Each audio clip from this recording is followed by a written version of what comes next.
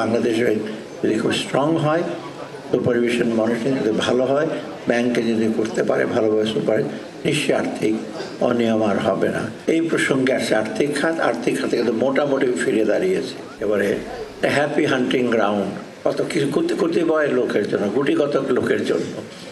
এই ব্যাংকের মালিক, এই এমপি, টেলিভিশনের মালিক, নিউজ পেপারের মালিক, ফার্মাসিউটিক্যাল ইন্ডাস্ট্রির মালিক, সবই সব একচ্ছত্র। এটা পৃথিবীর অন্য দেশে হয়েছে কিনা জানি না। আসলে ভারতও কিন্তু মালিক, ব্যাংকের মালিক টাটা, বিড়লা, আদানি ওরা না, আমাদের দেশে এটা ঘটে গেছে। এইটার থেকে আমরা মুক্তি লাভ করেছি। কিন্তু আসল মুক্তি হবে যখন এটা যেন আমরা রিপিট না হয়, আমার জনগণ সবাই যেন আপনারা সেটা পায়।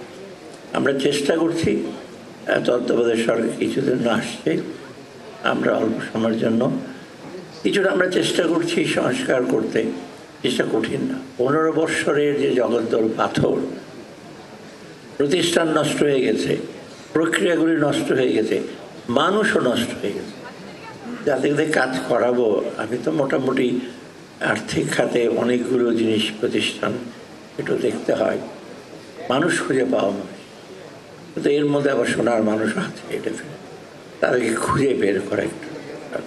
এবং সেই মানুষগুলো আপনাদের মধ্যে অনেকেই আছেন বেশিরভাগ, এবং তাদেরকে নিয়ে কিন্তু আমাদের যে সংস্কারের সংগ্রামটা কিছু কিছু করছি, কিছু কিছু আমরা রেখে যাব পরবর্তী সরকারের জন্য। আর এই প্রসঙ্গে আসছে আর্থিক খাতে কিন্তু মোটামুটি ফিরে দাঁড়িয়েছে। আমরা খাদে পড়ে যাব। আরেকজন আমার সকলে বলছে আমরা আইসিইউতে ছিলাম, আইসিইউতে বেরিয়ে আসছে, এখন আইসিইউ না, কেবিন থেকেও বাড়িতে ফিরে আসছে মোটামুটি, কারণ সামনে এগিয়ে যাওয়ার দিন। এই জিনিসটা কিন্তু আমাদের সবাই একযোগে করতে হবে। সেখানে ব্যাংকিং সেক্টরটা সব বড়, ওদিকে আছে রাজস্ব বিভাগ, এনবিআর।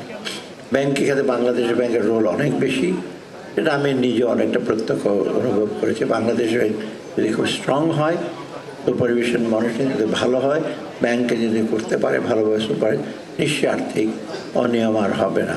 সেই ব্যাপারে আপনারা যথেষ্ট ইতিমধ্যে এই 1 বছরে যথেষ্ট প্রমাণ দিয়েছেন। কারণ বাকিটুকু করার সময় সেখানে আপনারা বলছেন অটোনমি, স্বাধীনতা, সক্রিয়তা, এটা আপনার প্রসেস হতে শুরু করেছেন। আমাদের থেকে যতটুকু সহায়তা দরকার, এটাকে আপনার যৌক্তিক পর্যায়ে নিয়ে আসা খুব সহজ না। আবার একটা আইনের ব্যাপার আছে, রিভিশনের ব্যাপার আছে, তারপর সেটাকে আবার ইনস্টল করা। তা আমরা যতটা সম্ভব আমাদের দিক থেকে, উপদেষ্টা পরিষদের দিক থেকে আমরা যতটুকু সম্ভব সহায়তা করব। আমার দিক থেকে আমি যতটুকু জানি